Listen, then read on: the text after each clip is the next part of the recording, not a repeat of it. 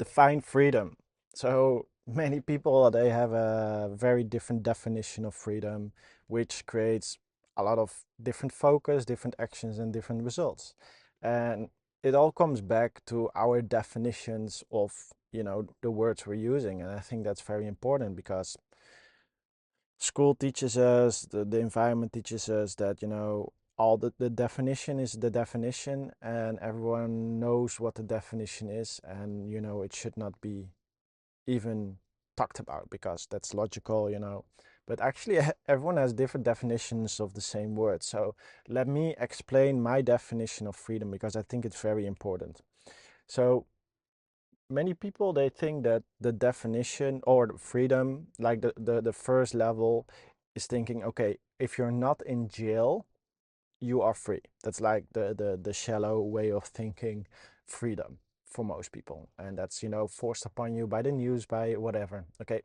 Then we have the next level, and you start to understand the moment you have to be in a building 40 hours a week, like going to school, going to work, doing these things, it's considered normal, and it's considered by um, the government that it's illegal not to go there for school, for example. But actually, you're not free. The government controls where you are.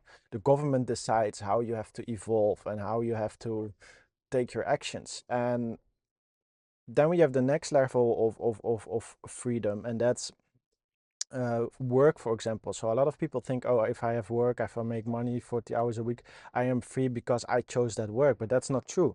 The only reason you chose that work was because you were forced first in school to choose a direction and to be brainwashed in thinking you want work. And then the next level came is that you came in a situation where you had no money, so you have to go to work and you learn for a certain thing, and you've seen a certain choice, and that's why you chose to work. But it's actually you were forced to choose work. So once you're stuck in a 40-hour work week, it's not that you are free because you were forced into that situation. It's the same like just creating a situation in my mind is like people who are um,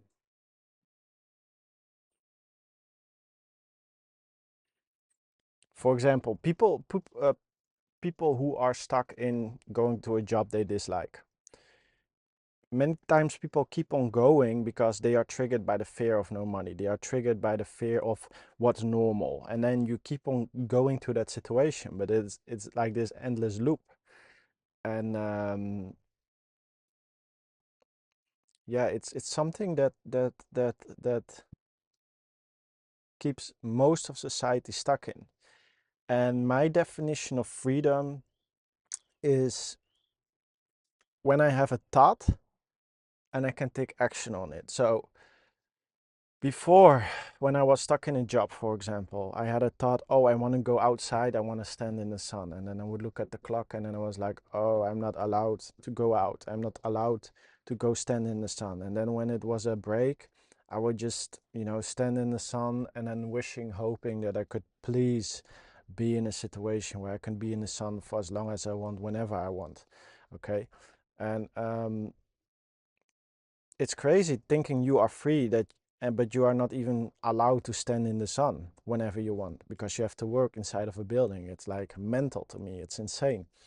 And a lot of people think they are free, but you're totally not free. You're in a mental lock because you need to make money.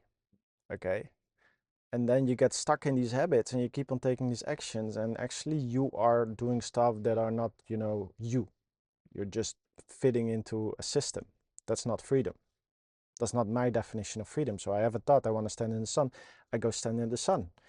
Next level would be, it's getting cold in my country. I want to go to a different country. So many people, they are like stuck paying rent in the same place, stuck in going to their family, stuck in a relationship, stuck in a friend group, stuck in a job that all keeps them in that place. So it's like not freedom. You have a thought and you cannot take action on it. Okay, but once you solve that, you remove all that stuff, and you start to, build friendships that can also be, on a distance. You start to build, connections and income, all that can be done online. That's the moment you start to create more freedom for yourself. And then there you can go wherever you want to go. So another level of freedom. Then comes the next level of freedom where you still have to like work a lot, to pay for the traveling and for the things, and that this online work, and that's great. That's like the next level of freedom, and I've done that for a long period, and I'm still doing that. But then comes a point where it's like, oh, I don't want to work that much anymore. I just want more free time. And then you start to develop your mind, your skills, start to connect with the right people, and then you start to create higher leverage skills, and then you don't have to work that much while being free. Okay. Now I'm in a camper van. It's because I created the awareness. Oh, there's no rent. Okay, there's only a low level of monthly expenses, and I can be free, and I can be whatever you want to be. So another higher level of freedom. Okay, so every time my brain is wired in such a way that I keep on looking for higher levels of freedom. And being living in a van, being capable of creating a routine, being capable of making these videos, being capable of just following my feelings and then just taking actions. It's like, this is my definition of freedom, you know, evolving yourself, that you spend less, earn more, while being location independent, and you can follow your feelings and go wherever you want to go whenever you feel like it. That's the true definition of freedom for me. And if I'm looking at people, still in my own country, and people I hang around with, in the past, seeing them going to a job they dislike, and being stuck in traffic every day, and paying way too much for a house, uh, because it's considered normal, and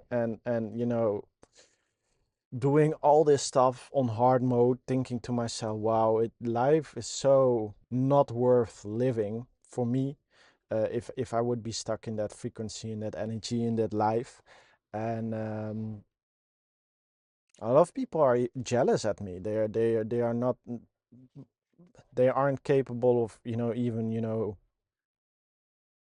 accepting that the way of living is even possible. But before I reached this level, it was like I was telling my dreams, and everyone was saying, not possible, not possible. You're living from your imagination. You're dreaming too much, blah blah blah.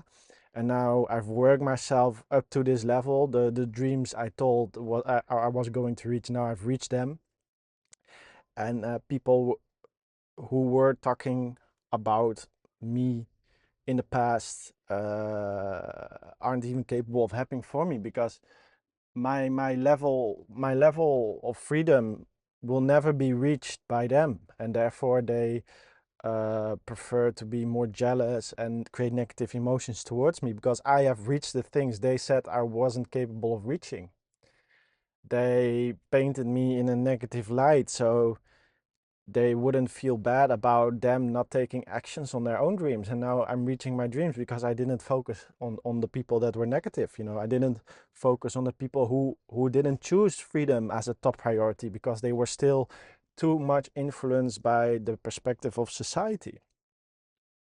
And you have to unlock yourself from social pressure, from social norms, before you can start reaching the higher level of freedom.